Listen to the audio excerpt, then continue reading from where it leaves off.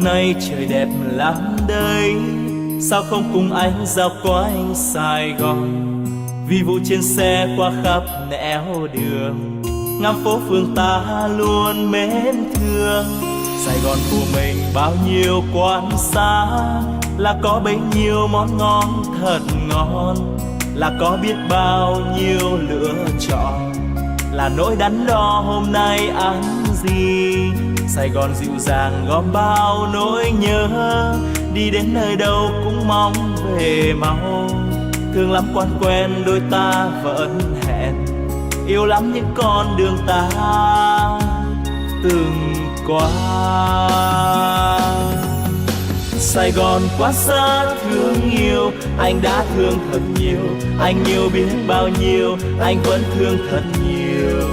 Ôi yêu biết bao nhiêu.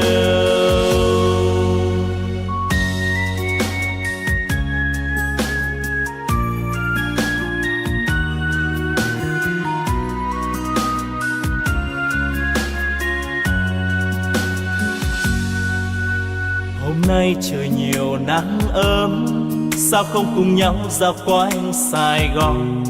Bon bon trên xe qua muôn nẻo đường, ngắm phố phường ta luôn mến thương.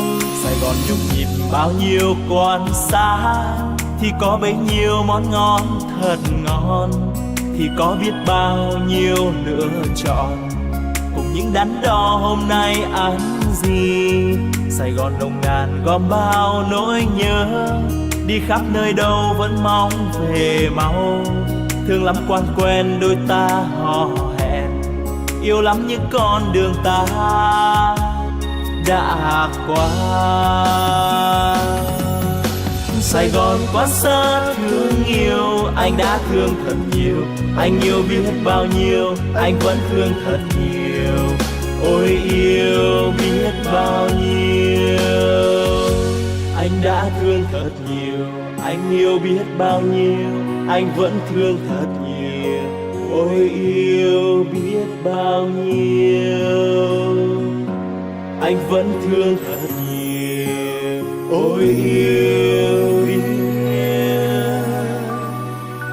bao nhiêu.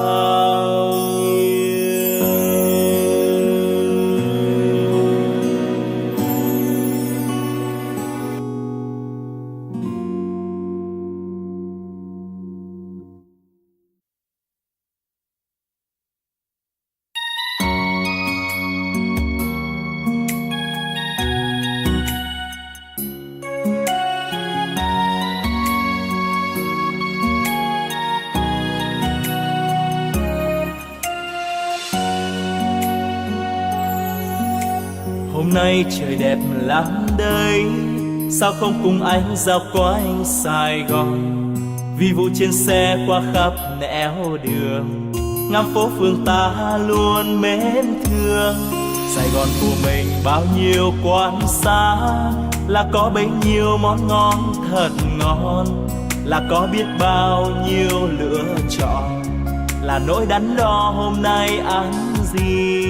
Sài Gòn dịu dàng gom bao nỗi nhớ, đi đến nơi đâu cũng mong về mau.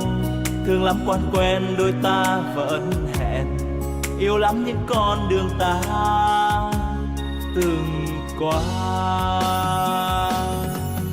Sài Gòn quá xa thương yêu, anh đã thương thật nhiều, anh yêu biết bao nhiêu, anh vẫn thương thật nhiều.